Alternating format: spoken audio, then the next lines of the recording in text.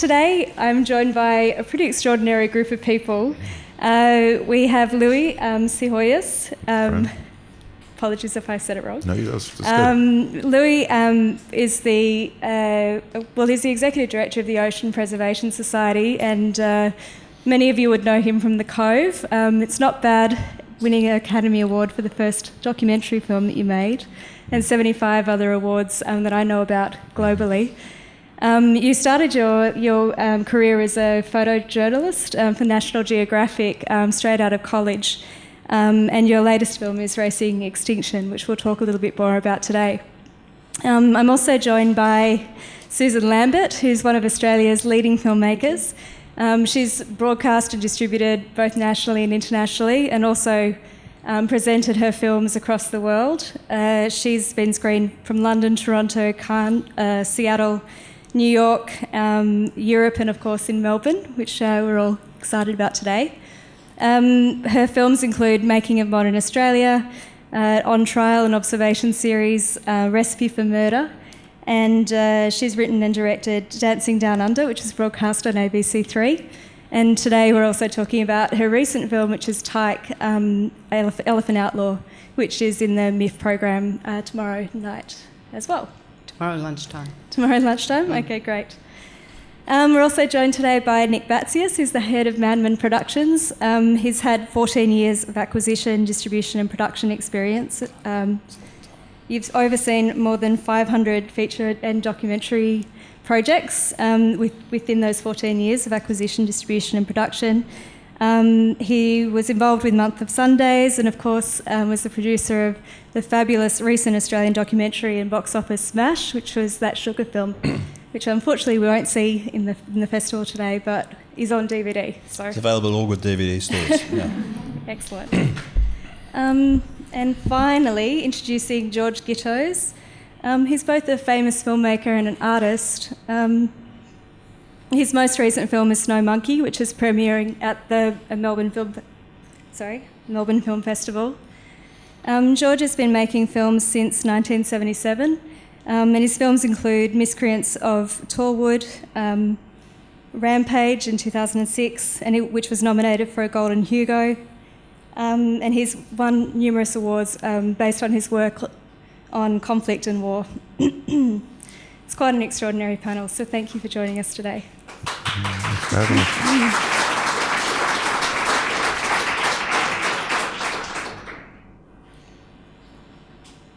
Louis, I thought we'd go to you first. Racing Extinction is about the epic loss of biodiversity, and it covers illegal trade to carbon emissions. You've made a statement that we're either activists or inactivists. I was just wondering if you could talk about your film, what inspired it, and what change you're hoping to see as a result of that film. The film is it's about the sixth mass extinction on the planet. It's a pretty depressing topic, but I try to make it exciting, try to make it an adventure film. It's an eco-thriller. I did 4 stories on the Mesozoic for National Geographic magazine as a still photographer. A lot of my friends are paleontologists. I wrote a book about paleontology. And my friends in paleontology say that when we look back at the Industrial Revolution, let's say from the year 2100, the end of the century, to back from the beginning, World War II will look like a footnote compared to what's going on right now with the lack of biodiversity, with the biodiversity that's dying off right now at the hands of mankind. It's this new epoch is called the Anthropocene. It means the age of man, where we're set to lose about half the species on the planet by the end of the century. Like I said, I run an organization called the Oceanic Preservation Society. All coral reefs, because of the burning of cheap fossil fuels, all coral reefs will be in a state of dissolve by 2050. The Great Barrier Reef will be a pretty good barrier reef pretty soon, and it'll be gone by the year 2100. When you lose the coral reefs, you lose about 25% of the species on the planet. So what I'm trying to do is make a film that not just makes people aware of it, but gives people within the body of the film and the action campaign afterwards a sense of hope that we can actually do some things to mitigate it. So it's the movie is only one part of the movement. That's what I keep on telling the crew, that it's the movement that's the important part. With the Cove, we're able to get about 1 million people on Facebook. Is social media is really powerful for us. So with this film, we just want to scale it up. So we have a really robust impact campaign we've been working on for about 2 years, and the film comes out. It'll be on television and Discovery on December 2nd, and we're hoping to get a billion people to see it. They're releasing it across a lot of their network. They have like 2.4 billion potential customers to see this film. We want to get 1 billion people to see it on December 2nd when our leaders are at COP21 re-upping the Kyoto protocols.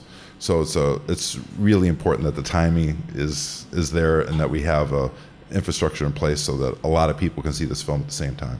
Mm-hmm.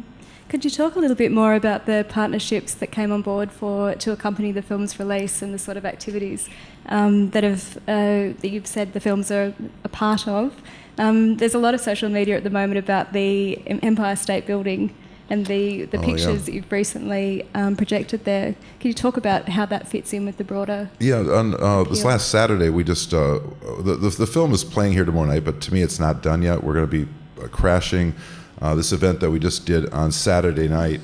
I don't even know what day it is for the week here, but this last Saturday, we just did these very large-scale projections on the Empire State Building. We projected images of about 160 endangered species. It was actually sort of a musical event. It was the singer-songwriter Sia wrote a song for us. I mean, she's not of my generation, but she's really popular with the current one.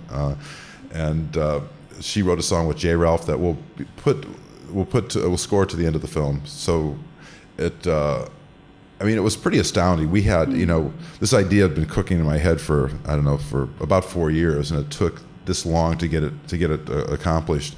And we had, I'd say at least tens of millions of people seeing that on social media, if not hundreds of millions of people. Mm-hmm. The streets of New York were lined with people watching this. So the idea is that we want to get the world concerned about not just our species, but all these other species that are blinking out at the hands of man, and we're doing it. It was a very, very effective campaign. So we'll crash that into the end of the film.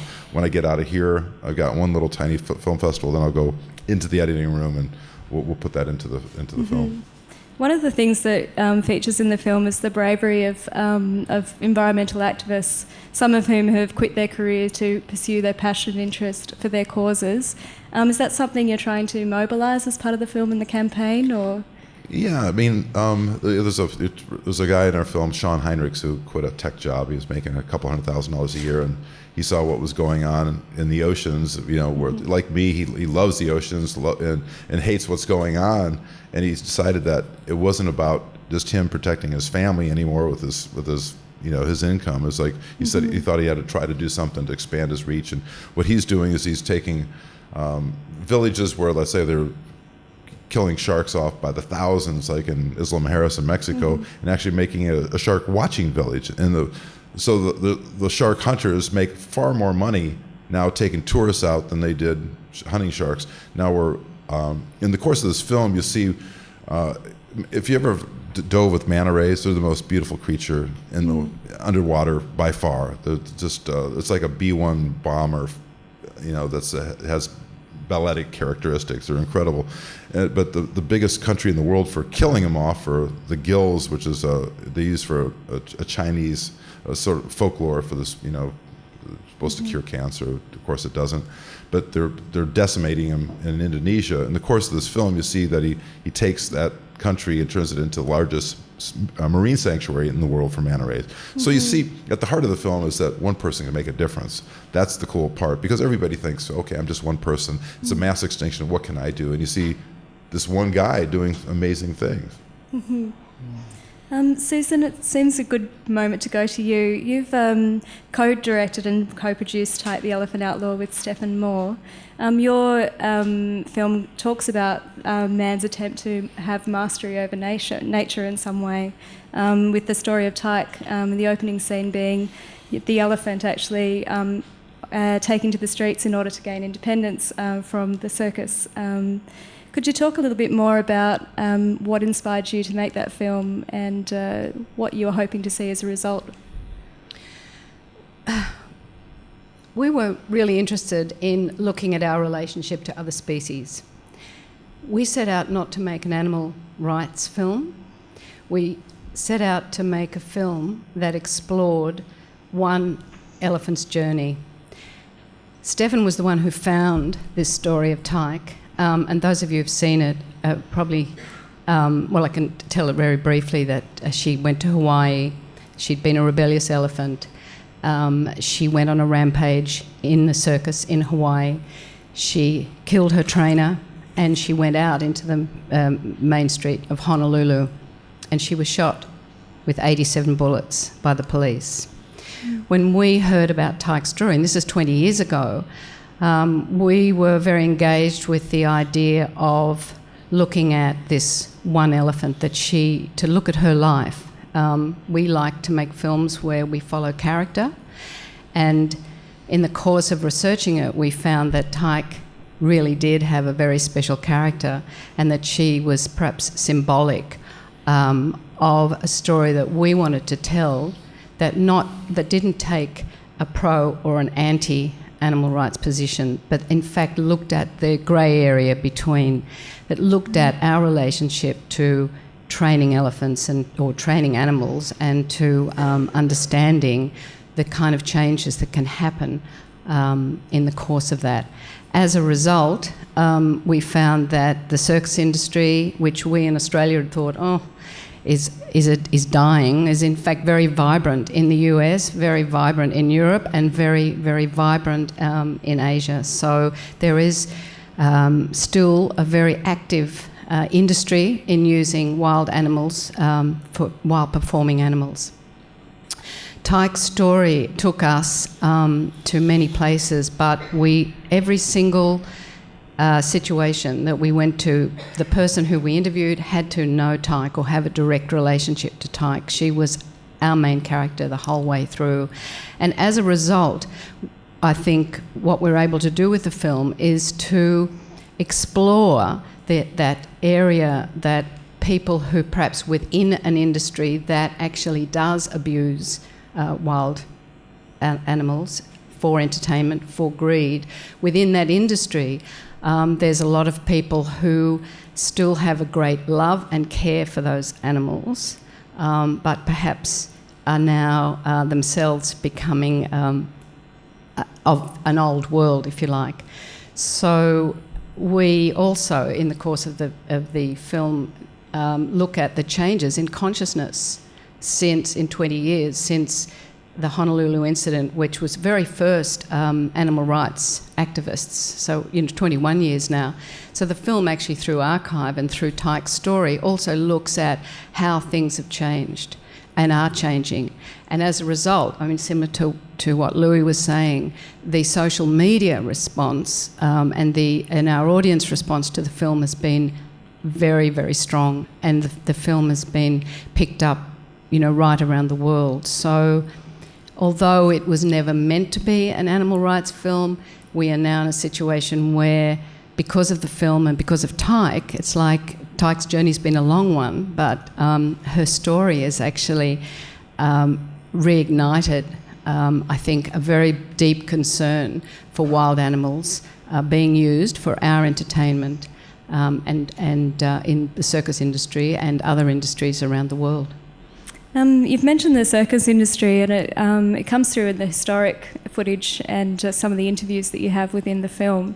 Could you talk a little bit more about the tactics that the industry has used in order to try and quash resistance to their industry?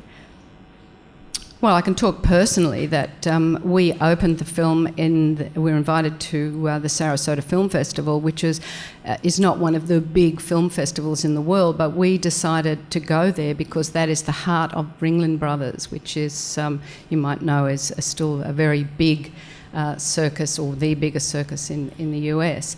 So, and there's a lot of history there about the circus, and a lot of circus people live in that area.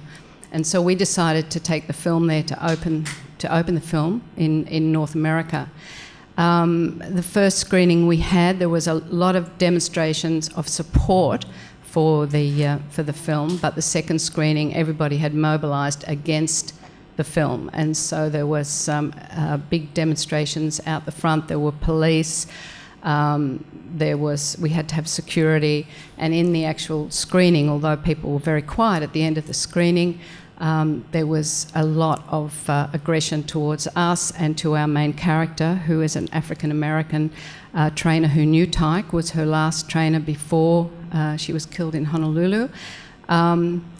So, we witnessed firsthand this incredible resistance to change of what is becoming, hopefully, an old industry. I will say that Ringland Brothers have said that in 3 years, goodness knows why 3 years, but they're going to retire their 100 elephants. So we wait to see that. But, yeah. Nick, in your own way, in the sugar film, you did take on industry, but you took it on in a way that didn't use tragedy, but rather humour. Could you talk a little bit more about your approach and why that tactic was useful? Look, I suppose we were talking to people about the issues around something that is very commonplace and used in every household around the country, around the world, in fact. And we didn't really need to go toe-to-toe with the industry. We wanted to talk to people about making more informed choices. But we were conscious that by preaching, that message just might hit a brick wall. So it was very much about engaging and entertaining along the way. Mm-hmm. Particularly too, because one of the things we really wanted to do was touch kids. That could sound awful out of context.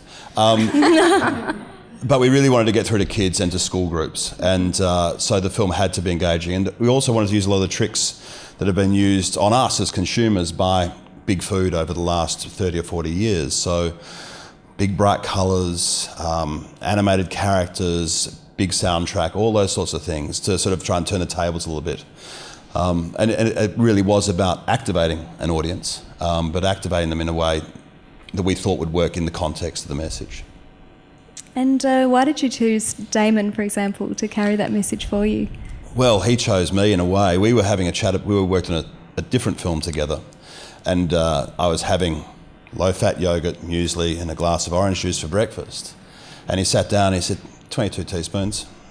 I was like, he said, there's 22 teaspoons of sugar in that breakfast you're having right there. And this is a few years ago.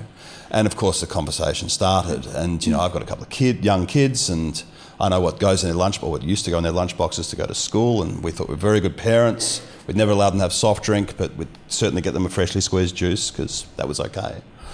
And the more I learnt, the more I got kind of pissed off and angry. And, I think I'm an informed person, but I was kind of being duped. And so that was the starting point, really. And Damon had given up sugar a few years earlier. So he'd done quite a lot of research because he noticed immediately the impact on him. And, of course, as we discussed it further and further, and to a degree inspired by what Morgan Spurlock did, but also because it was hard to manage test groups and these sorts of things. I said we came up with the idea that he would become our guinea pig, because having been off sugar for 3 or 4 years, he was kind of a greenfields way to experiment the impact of sugar again. And hence came the driving sort of, I suppose, journey for Damon in the film, which was to go back to consuming the average level of sugar consumption for the average Australian, which is about 40 teaspoons a day. Could you talk a little bit more about the role of partnerships as a person who did participate in the good pitch process, and how that helped to leverage and, take on some of the resistance of industry to the message that you had? Absolutely. Well, we always had ambition for the film, as I said, with schools, and we had advocacy ambitions, and we had all those sorts of things. But I suppose in being involved in Good Pitch, we were allowed to build a coalition around the film from the get-go. The film was finished, but we were really just getting towards release and, I suppose, the strategy of taking it to market. And to be able to get involved with people who've been working in the space for a number of years and had done a great deal of work around advocacy and around policy and so forth was extraordinary. And so we had people like the Obesity Coalition, we had Diabetes Australia, we had Bupa, YMCA, all organisations that had been working in one way or another in the space.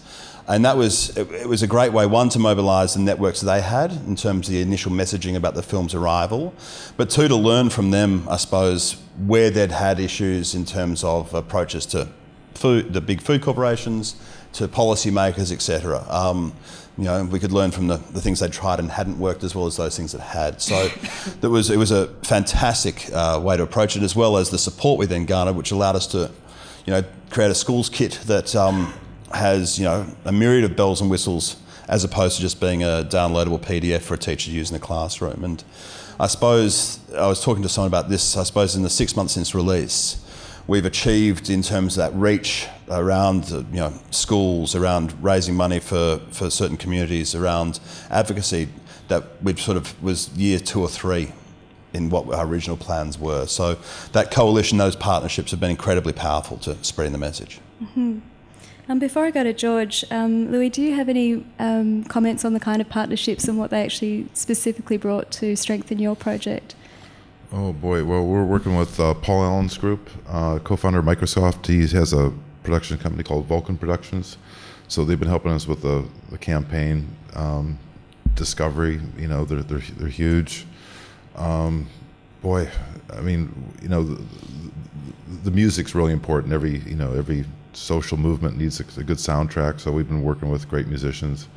Yeah, I mean, boy, what other partnerships are you talking about? Yeah, well, you started with the Cove as well, and as Susan's talked about it before, about how you can create a social media explosion with these sorts of films, but it's actually translating those that social media commentary into action, and how those partnerships can help to articulate what that action could look like and what a different world could look like as a result of being part of what that they're trying to achieve. Yeah, I mean, social media is really important for us, so we can create that constituency that we need so the leaders do the right thing. Mm-hmm. The reason we're doing it, we're coming out on December 2nd, is because the leaders of the United Nations are meeting on December 2nd, or actually before that, but that'll be like the very beginning of their meeting, so that we just want to get outside pressure to create that inside pressure for change. Right, that's great.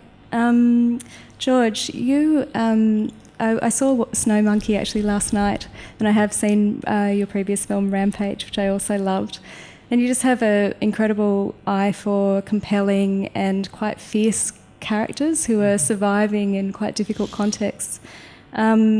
I love the idea of documentary as being able to explore the truth of ourselves, and I feel like yours really get to the heart of that. Mm-hmm. I just wanted you to talk a little bit more about how you came across your characters like Steele, and what you're actually trying to achieve through your documentary, and what you want us to do with that world. Yeah, before I do though, I've got to say this guy's the biggest hero of my daughter. I got an email this morning that Naomi's going out to with photographers. She's a free diver, and she's going to dive with manta rays and crocodiles and great white sharks and apologise for what humanity's done to the creatures of the sea. And she says, Dad, you've got to give up doing what you do and do what Louis does, sell the house, buy a boat and get out there with me and fight for the sea. So congratulations, Louis. I love what you're doing. What I've covered just about every war since Vietnam, and humanity's not going to evolve until we stop doing war. And war's just getting crazier and crazier. And what I've found is I've brought back photographs like the ones I did in Rwanda of, you know, I was at the Kabaya massacre, I saw heads come off, and no impact on our politicians, you know, an incredible UN cover-up. And while I believe in the role of art to show things like the Melbourne Film Festival and how it can inspire people, I found that the only satisfying change that I can make happen, like for example in Rwanda, if I hadn't saved babies and gotten them to a Mother Teresa orphanage, I don't think I could have lived with the experiences that I had. And being in Jalalabad now, we've got the Yellow House, and really we're creating a foundation, and we're hoping that the Yellow House is already a great model for how you can send artists to a place, and soldiers would laugh at this, but I'd probably run the Yellow House on about $100,000 a year, which is money gained from selling my art, which I've created at the Yellow House. and yet it cost Australian taxpayers $1 million per soldier that was in Afghanistan per year. $1 million, even if a guy was a cook or someone who tied your shoelaces, it cost $1 million a year to have them there. And I read the book by Mark Donaldson, our first VC winner, and these guys are trained not to know the people. You know, the fortresses that they're in are walled. They don't really go outside. And when they go outside, they're really just spotters for American aircraft. They put a laser dot on a house which has got to receive a missile worth a few $1 million. And at the end of the book, Mark Donaldson said, our great VC winner, people in previous wars wanted to shake the hand of the Koreans, the Germans or Japanese, but Afghans are such scum, I would never want to shake their hand. I wouldn't want to have anything to do with them. We gave this guy a VC. And I remember that Christmas, people were going around, big, tough, rugby-playing type men had come in and they walk into a Christmas function, they say, here, you've got to read this book, it's a great read, and it'd be Mark Donaldson's book. Recently, I was in the offices of the Chief of Army in Canberra at Russell offices. I don't think they wanted me there, but I was the guy who took the photograph of Jonathan Church carrying the kid in Rwanda, and they decided to create an award for ethical soldiers. I thought, this is good. So they made a statue. It looks like it's made out of bronze, but it's actually made out of foam. And one of the poor soldiers who received it dropped it and broke it. And I said, quick, hide it before the brass can see it. But anyway, one of the senior officers got up and he said, of course, Jonathan Church, who's dead, who's the guy in the photograph, very, very brave, wonderful soldier, helped save babies with me. If he was here now, he would have killed people in these new conflicts. Like back in those days when Australia was doing peacekeeping, we were just pussies, But now we're out there, we're killing people, And if you read Paul McGo's story in the Herald, recently he did a survey about Tarankau and that province. And although we lost lives there and we killed a lot of poor Afghans, it's gone into total corruption. The hospital, they've even stolen the blankets. The doctors have left. There's no functioning school. So the Taliban have been invited back. So all those lives were lost. All those millions of dollars were spent. And yet in the same period that the Australian Army was in Tarankau, we've been running the Yellow House. We're loved by the local Taliban. And we've provided help. We're going back in 10 days. Helen, who's in the front row, is organising the women's workshops. We're teaching women to make films, do radio and communicate. And at the Yellow House, we've got Maulana Haqqani, who's one of the most wanted people by the Americans. He'll come around to the Yellow House and we'll say, hey, Maulana, we've got Humara, who's sitting in the next election for the Women's Party. We want you to talk to her. Now, if a bunch of American soldiers went there with machine guns and pointed them, he'd take out his AK and fight rather than go and talk to Humara. But he can come and have a cup of tea with her at the Yellow House. And so as I said, we've been careful not to receive any funding from people like the State Department, because if we did, people would find out it would risk the lives of everyone there. And we've got Waqar here in the audience. He's a Pashtun from the tribal belt.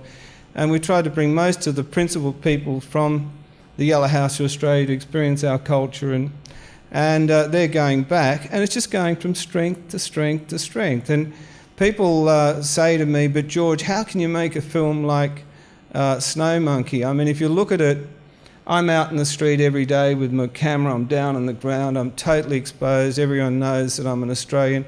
And Jalalabad is the city where bin Laden lived. He had his place 4 blocks away from the Yellow House. If they want to kill me, I'm there. They know where I am. I'm very accessible. And it's the same with Helen, but we're bringing art. So if you look at Snow Monkey, it was pretty scary. The first day the Taliban came to the Yellow House, we didn't know whether we were going to be killed or not. You can see Helen in the bedroom taking out her handgun because she'd rather shoot herself than be raped and beheaded.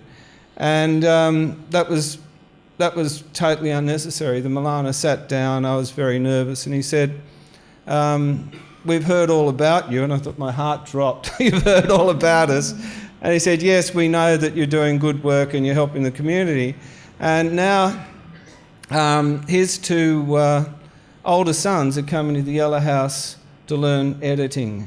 And, you know, this is the way you can bring change slowly. The thing that I'm most proud of in the film is that we discovered that the Wahhabist influence that came in from Saudi Arabia that got rid of film and music and everything else, it's dying now.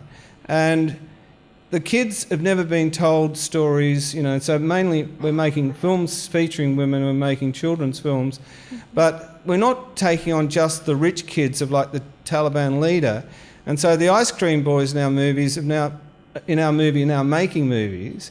And the most graphic and horrendous footage in our film wasn't shot by me or Waqar, it was shot by Zabi, the 13-year-old, when the bomb goes off in our film outside Kabul Bank. It's the most horrific. I've got to apologise for this. It reminds me of your shark fin footage on the roof, but it's human beings. I've got to apologise for that, but it's in there because Zabi says,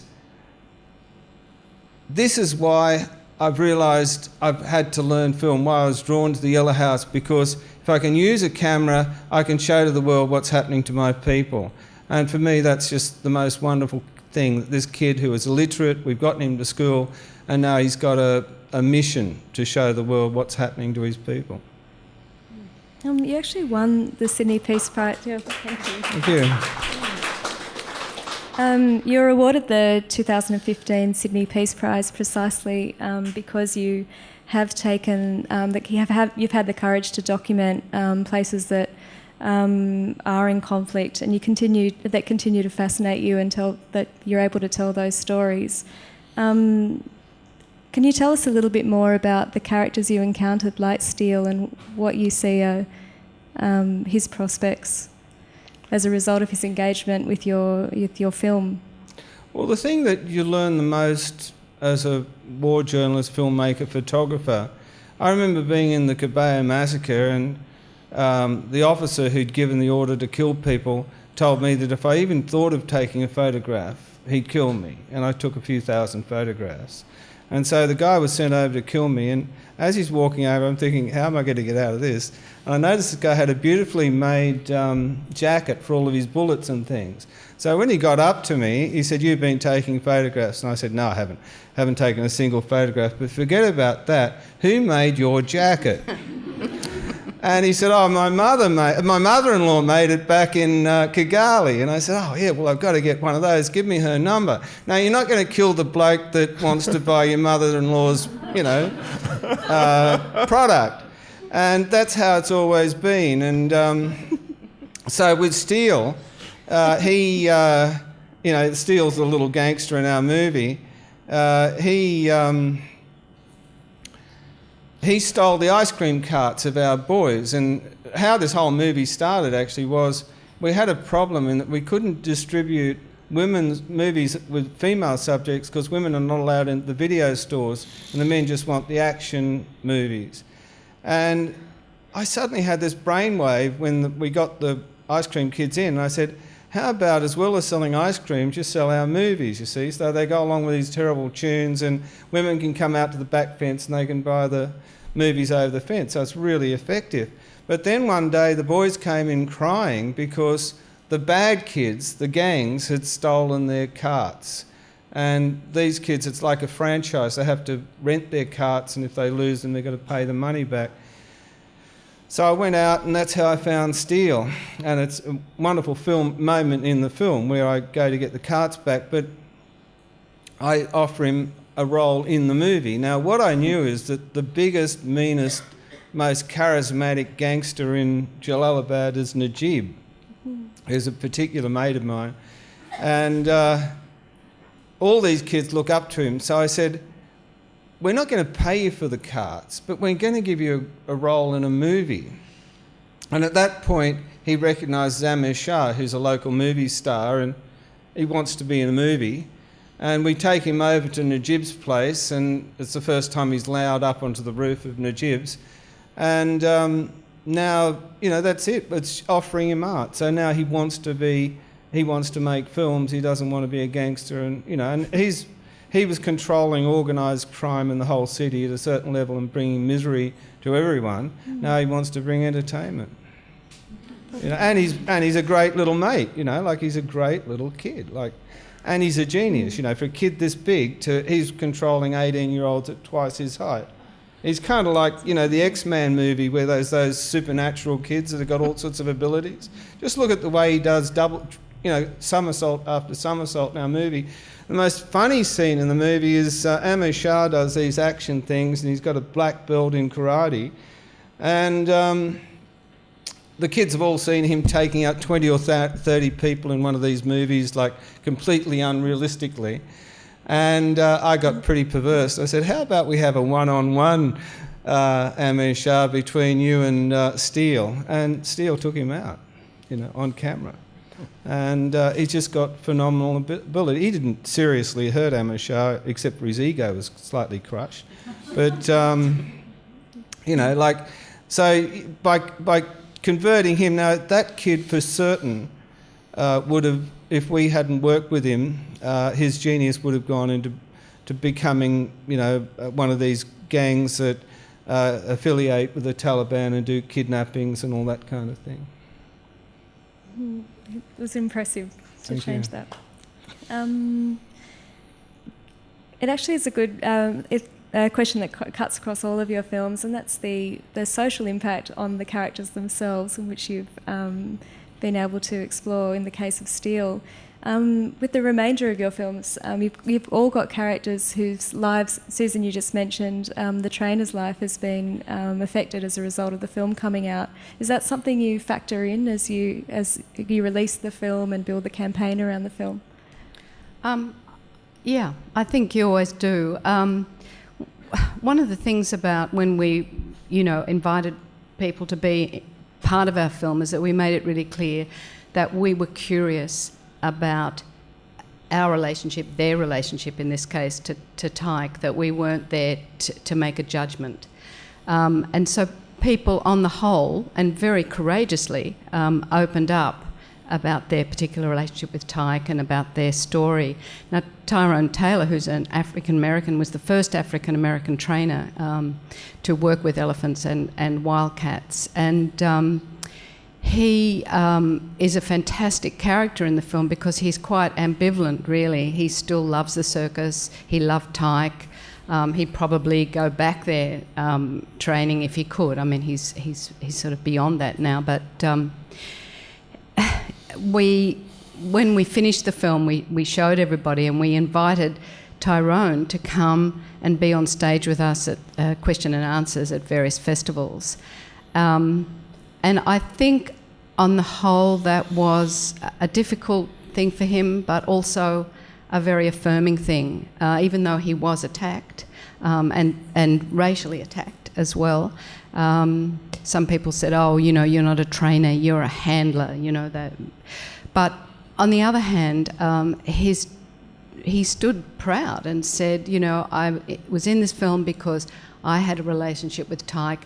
The film is about Tyke. It's about her journey, and I feel proud of, of my involvement in it. So, we were a bit concerned because other people who have stood by the film have either been part of, say, PAWS, which is an animal or welfare organisation, or have been pro-circus. So, but for Tyrone, it was a very personal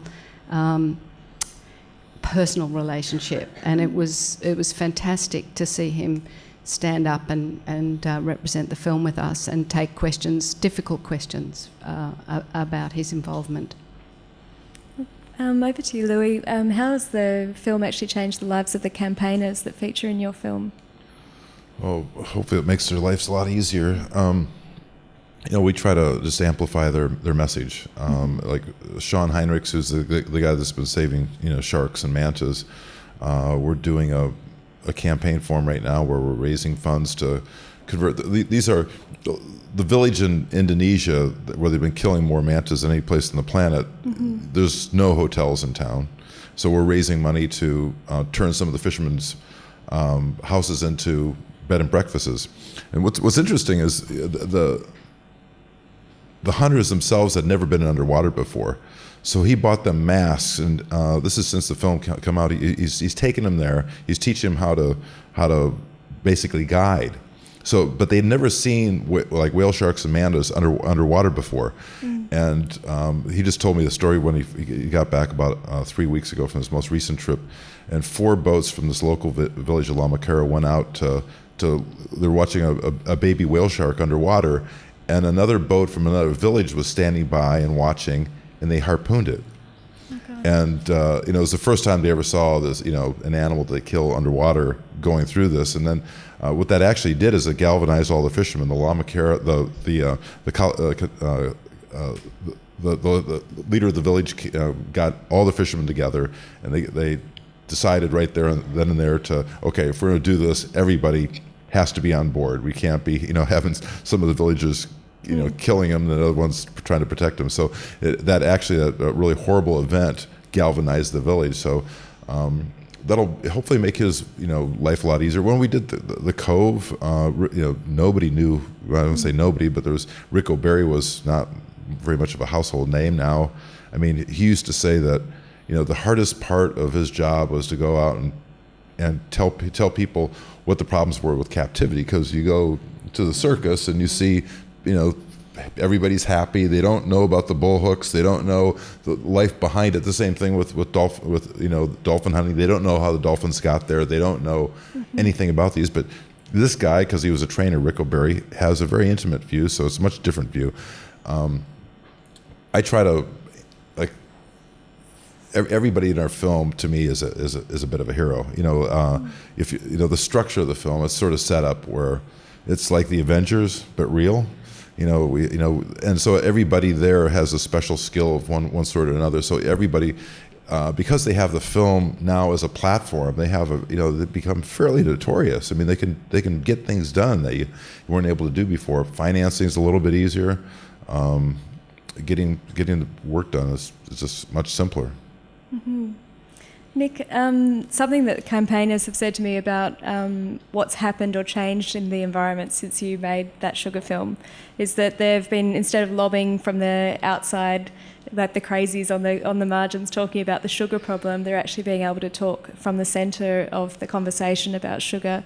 How's it been in terms of Damon's life? He's gone from an actor to now an activist. Oh, look, it's funny thinking about the change. I mean, Damon, in the 60 days he was on 40 teaspoons a day, he changed dramatically, physically and emotionally, which was great as producer of a film that wanted to see that impact.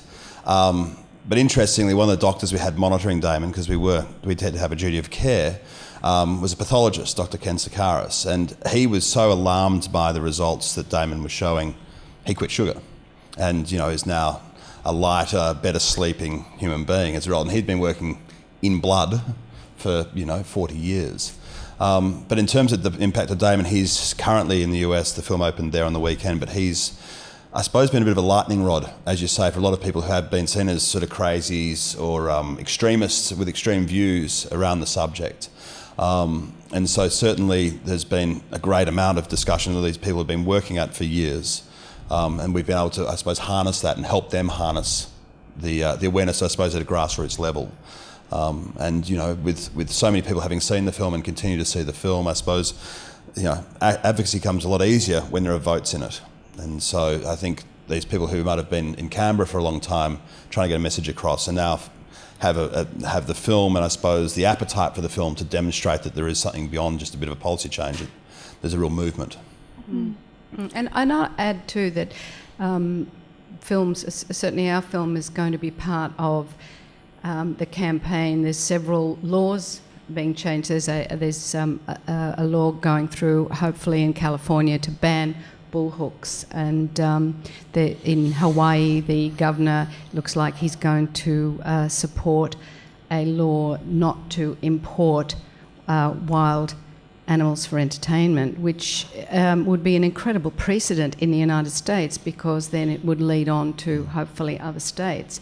So we're seeing this quite a lot, that the film can be used in closed screenings with governors and with lawyers to actually change laws that will have a very significant relationship to our particular issue and others, obviously.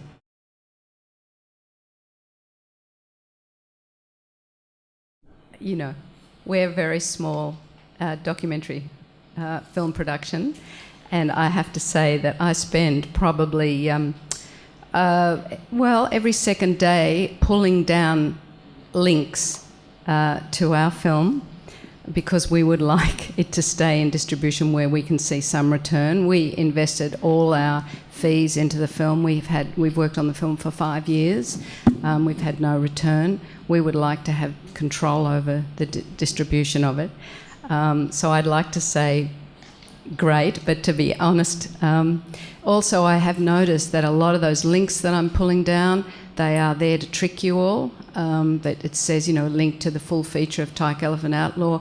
I think if you followed it and you gave your credit card details, you'd never see the film. I don't believe the film's actually up there. So, to be really honest, from our perspective, we'd be against pirating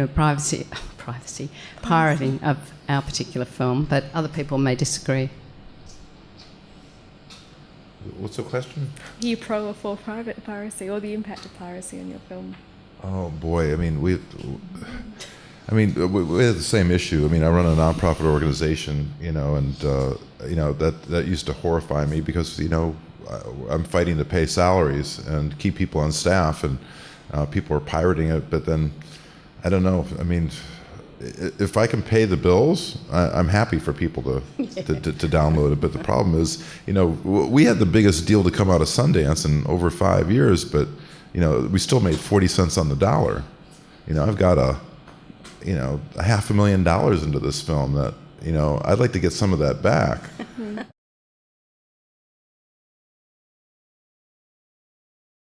I was a photographer for 20 years, and I worked at National Geographic. I had a pretty big audience when I did films, or when I did work there. But I call films a weapon of mass construction.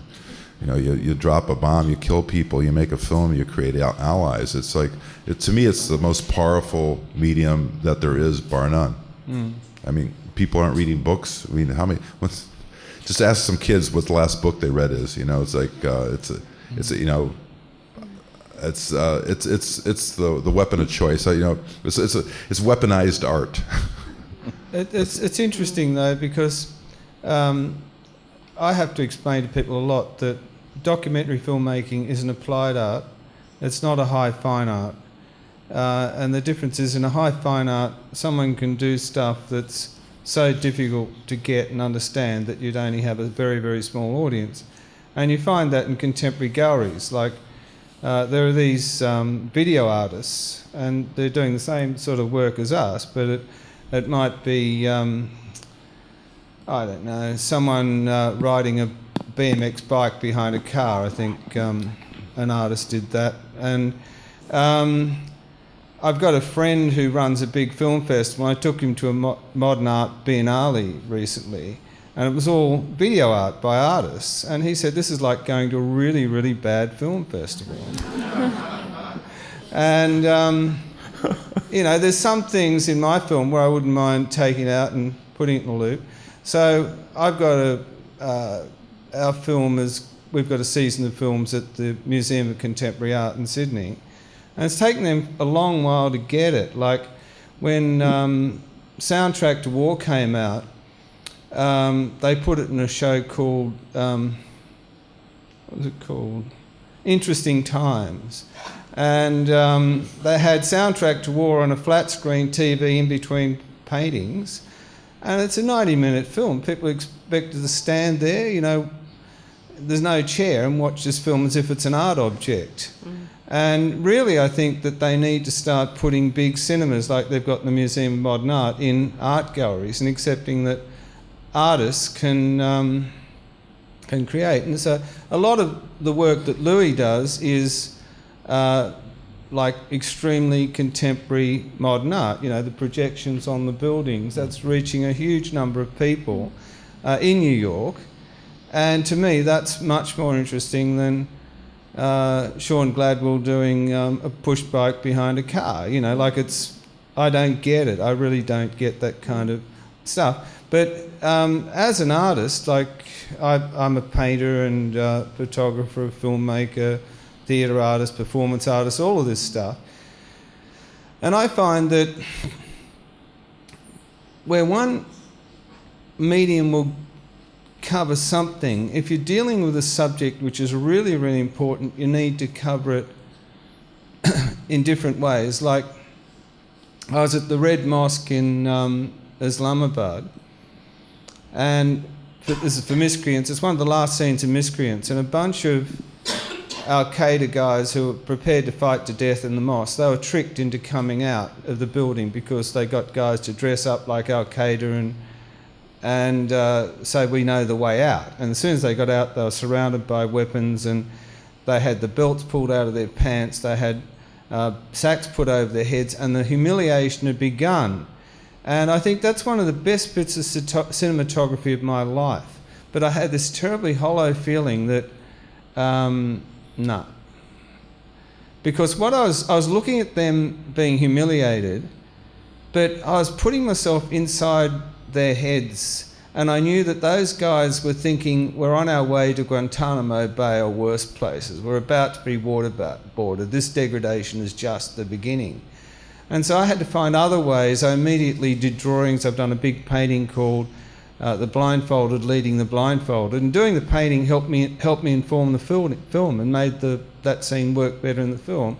And I'm still struggling with that. And like the extreme experience of being at the Kabaya massacre in Rwanda, when I came out of Rwanda in 1995 or 6 or whenever it was, we didn't know about post-traumatic stress. I probably had an extreme dose of post-traumatic stress, but we didn't know what it was.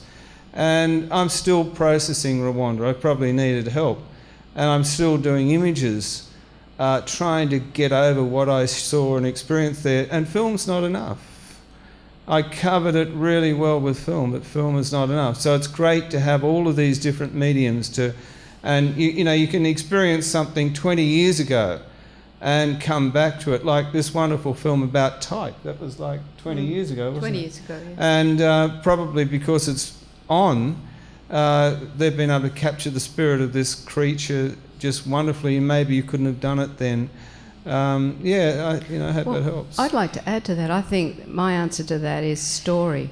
To me, that, you know, film allows you a way to go with the story, to be taken on that journey. And in relation to the Tyke incident, the power, we were fortunate enough to find archive, and I think the usage of archive in film, telling story, is incredibly powerful. That's not to say that it's not powerful in other situations, but I think film allows you to go with it, you know, to move through it in the way that the filmmakers are asking you to do.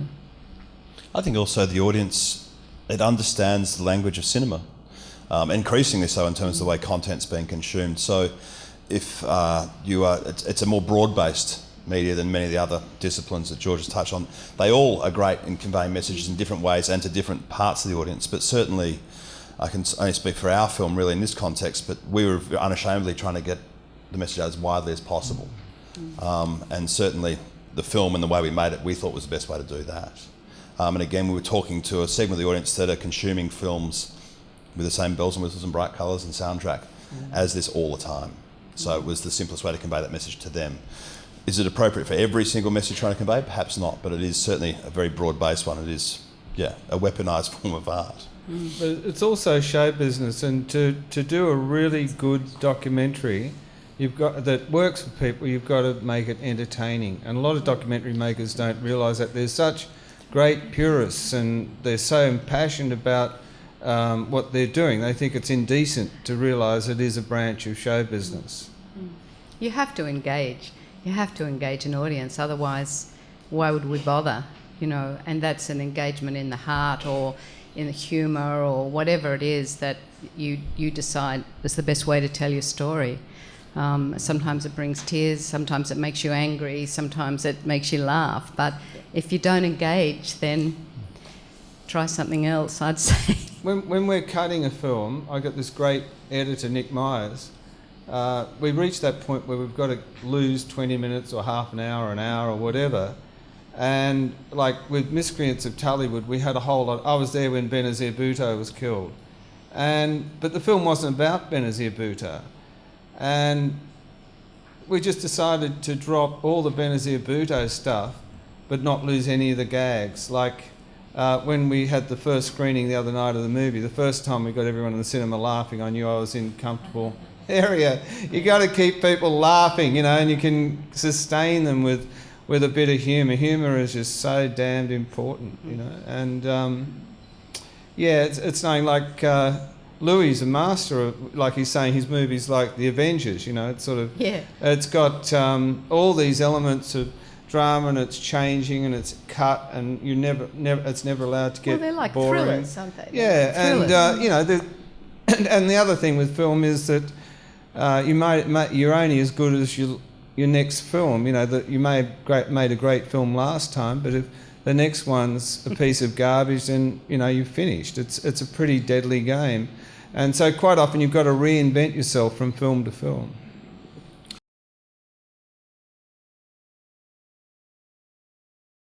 I think there's a conspiracy, and it's run by the CIA or something, or maybe they're not that bright, but every university in the world, and that's a great question. We were shut down when we tried to show Love City at Columbia University. There are these now departments that look at some old movie about an Eskimo, and some filmmaker hasn't wanted to sit around in the freezing conditions for hours and wait for the Eskimo to actually catch the fish. He's dived under and put a fish on the line, and the Eskimos pulled it up, you know, so they can shoot the thing in 15 minutes. And that scene is incredibly unethical. It's untruthful. And, you know, we've got a circus in Jalalabad, and we do exactly what you do, so I admire what you do. We discovered that with our movies, we're only reaching the people in the urban environment of Jalalabad. So we got a circus and we take it out, and we're creating this larger and larger audience for kids who've never seen it before. Now, these kids haven't got shirts, you know, they've just got one set of clothes. They don't get they get proper nutrition, nothing. It's the poverty beyond belief. And while we're there, actually, what enables it, I usually go out a few days before to get permission from the Maliks, and I find half a dozen kids that have got crushed hands and splinters in their eyes and things, and we take them back to a hospital and then return them to the village, and the village love us because they know we've helped fix these kids up, and that creates the entree to do the film. But yeah, I think it's great, and just forget about these weird people. So the classic questions we get is, are we putting anyone's lives at risk? And this kind of stuff, you know, and it's like there must be a lot of coffee table people who would love to change the world, but they watch movies like mine and they see all the bad things that we're doing that's not politically correct, and that justifies them to do nothing. And I think inaction, doing nothing, not even trying to do anything, but by finding all these philosophical reasons not to do something, is a greater crime than maybe doing something wrong. But honestly, in all the time that I've been making films, and we're going back 40 years, and I can say this before God, I can't think of a single instance where any of our activities have harmed anyone. It consistently helped people in great ways, you know. So please just forget those people, you know, just forget them, you know. Just. Louis, you have a transformative moment that you capture in the film where you bring a cinema in to the village in Indonesia and show them manta rays on the screen. How did that, I guess, to the question before, how did that actually help to affect change? Well, it got the idea is you get the village on the same page at the same point. You know, this is it's a part of our film where we take a film to this village and we show them mantas underwater. We demonstrate to them that this is another village that was doing the same thing but with sharks, not mantas, in Mexico. And instead of making $500 on a dead shark, they're making each animal is worth over the course of its lifetime about $1 million, spread out between the fishermen. So you show them the economic advantage, and you show the kids, who are going to be the future guides, what's going on underwater. They're amazed because they only see these animals when they're dragged back on the beach and cut up. But you see them underwater, you see their eyes lit up on film. It's extraordinary. And then all of a sudden, like their fathers who are doing the killing, it's like, oh my God, you're killing this animal. And then at the same time, the adults are getting, okay, maybe there's a different model here. And the idea is that practice is dying anyway because there's less and less animals. It's not sustainable, and they know it. So they need help on trying to figure out what the way forward is. And this is just one way forward that we're helping this particular village figure out is to turn it into a tourism operation instead of a killing operation. Mm-hmm. But back to the question too, sorry, in terms of how can you ignore all those people doubting? Yeah, making a film is a long time investment of time, let alone the finances and so forth. So you're going to have interrogated the idea a fair bit yourself in the first place. You might have also asked people you trust to interrogate the idea. So certainly by the time you start getting naysayers, and be they funding bodies, be they investors, be they distributors, be they whomever, you're fairly set in your path, I would think. Because you are going to get doubters, whether it's a documentary with social impact, whether it's a narrative feature, whatever it is, you're always going to get asked why you're making it, who you're making it for. So it's important to be clear on that stuff. There was The Cove was the first film I made, and I was excited to go out and start making films because I started the Oceanic Preservation Society. My son was playing on the beach with this kid whose father was a famous filmmaker, and I said, Mr. Spielberg, what advice do you have for a first-time filmmaker? And he said, never make a movie involving boats or animals. And and then I made The Cove. It was the most award-winning documentary in history. Then when I was doing this film about 2 years ago, I was at Mountain Film in Telluride, and I ran into Barry Sonnenfeld, who does like Men in Black, his movies make a lot of money. He says, oh, you did The Cove. He says, don't even bother to make a second movie because they always suck. That's the movie that you'll see tomorrow night.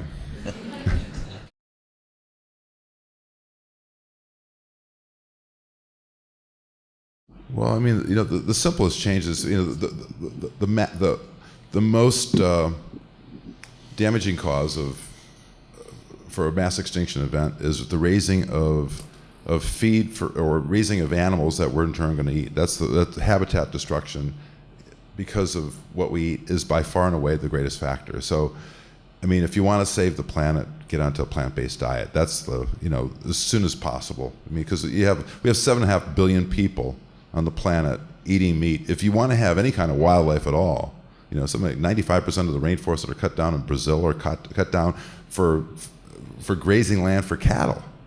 In the United States, the water shortage over in California, something like over half the water is being used for alfalfa that we're importing to feed Chinese cows. It's like it's insanity what we're doing.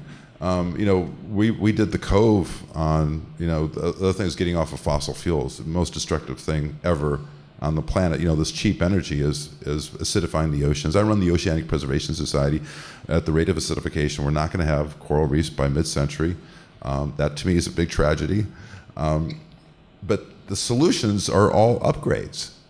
The reason we did the Empire State Building was because Tony Malkin, the guy that is the CEO of the company that owns it, he recently greened it. You have this old iconic building that was leaky windows, horrible. People hated working there. What he did is he spent $500 million on a refit. About $20-some million of it went to greening it. He put Mylar between the double pane windows so that the person in the corner office is not just the most comfortable person, that everybody's comfortable. People like to go there and work there. They come to work earlier, they stay later. He's been able to triple the rents because of it. So it's a good story putting the green in green. At my own organization, I just sold my house where we did the business for a number of years, but I put up 120 solar panels. We got 140% of the energy off the roof, which means that in the darkest month of the year, December, up in the Northern Hemisphere, I was getting checks from the electric company. I'd been driving a 12-year-old electric car. It doesn't, there's one moving part in the engine, the rotor. Never been into service ever. Just the only time we go to a gas station is to fill it up with air for the tires or windshield wiper fluid. The license plate, because I charge it up with photons, from the sun. The license plate says VUS. It stands for Vehicle Using Sun. It's the opposite of an SUV.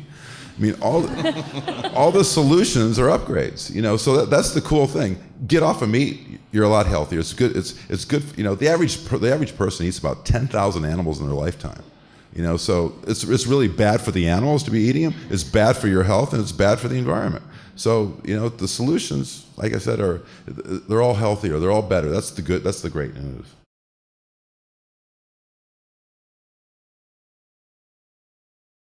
It's an excellent question. It's there are certain metrics around the money a film makes, and it can be measured whether it's box office, whether it's the amount of DVDs that are sold or downloads that are paid for. But I think everyone who's made on this stage has made a film. Of course, we want to be able to pay back our investors and make another film, but there's with a greater desire to reach and to make a change in some aspect.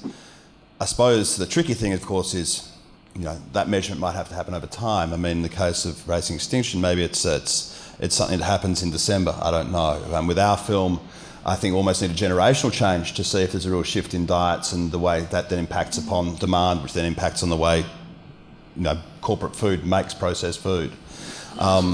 Sometimes it can be more immediate, but no, I don't think anyone has come up with a metric to measure that impact, and I think it probably varies from issue to issue as well. But it absolutely is part of the conversation we're constantly having with the people invested, not so much in the film in terms of having it made, but the partners that came on board through Good Pitch and around the social impact and the outreach.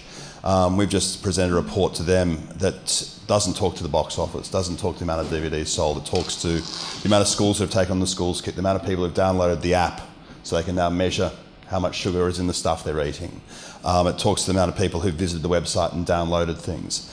All the things, what we're doing in the amateur community that features in the film. So we're reporting back on those things to those investors who came on board to create the social impact rather than box office. But it's not empirical. There are some numbers about it, but I suppose in terms of the long-term or medium-term impact, that's hopefully a report we can make with some efficacy in 2 to 3 to 4 to 5 years. Do any other panellists have a... Yeah, I mean, I don't know. Jeez. I look at every person we convert to, a vegetarian or a vegan. There's 10,000 animals. That's huge. We've been working with governments. Trying to. We just had a law enacted in Texas. We're trying to take all the coastal states and ban shark finning, which we've been able to do in 3 states so far. Really important that we have laws passed. But to me, it's just a matter of it's a numbers game. To create the tipping point that we need to create the massive change, you don't need 51% of the people. You need 10 to 16%. Malcolm Gladwell wrote the book Tipping Point. He says if you don't reach 16%, well, might as well go home. So that's why we need. When we made our decision to go with Discovery, it was number one, they were paying the most amount of money, but number two was that they have the biggest outreach by far, and so we felt we could get that tipping point quicker. Mm-hmm. Yeah, we're just trying to show that the military, I'm sure that the amount of money that's spent on the military, and it's as big a risk as what we're doing to the environment with the. Look, today's the 70th anniversary of Hiroshima. How crazy are human beings to be proliferating nuclear weapons?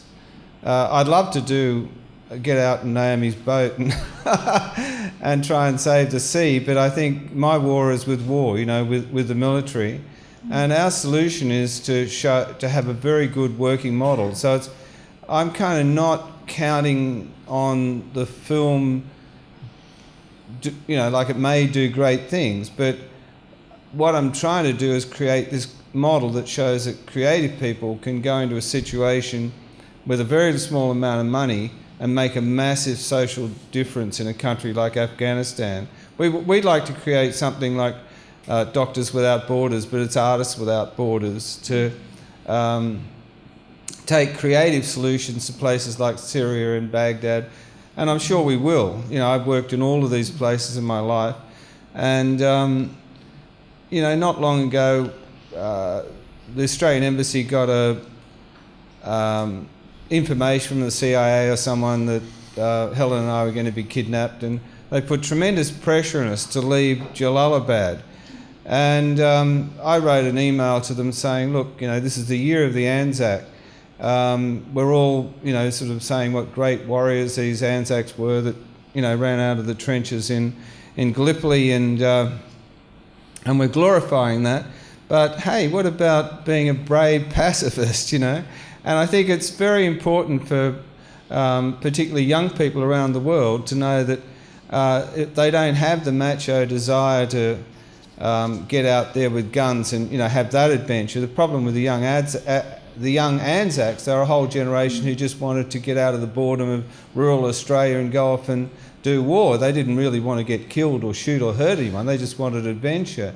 But I think it's very, very inspiring for young people to know that we've got a model where creative people can go into a war zone where the armies have failed and make a huge difference. And so that's kind of like our war on war. I don't really gauge the success of the film. The film's kind of like a byproduct of the other stuff we're doing. But if in my lifetime we can get this Artists Without Borders thing working, and we can be sending creative people, communicators to war zones instead of soldiers, then I'll die very happily. And I'd just like to add that the social media is very powerful. Like, take for example what's just happened with Cecil the lion being killed, and now just overnight the Delta Airlines and United are no longer taking dead hunted animals back or carrying them. I'd just like to add, like in 2004 I made a film called The Good, the Bad and the Ugg Boot, which was a big fight here to maintain the trademark of Ugg Boot both here and in the United States. And I think had we had social media then, the outcome, although it was positive for Australia, not in the US, it would have made a huge difference. So, I'm pretty inspired actually by the power of people really, making their feelings felt, and how fast that is happening compared to what it used to happen before in campaigns that all of us probably have been involved in.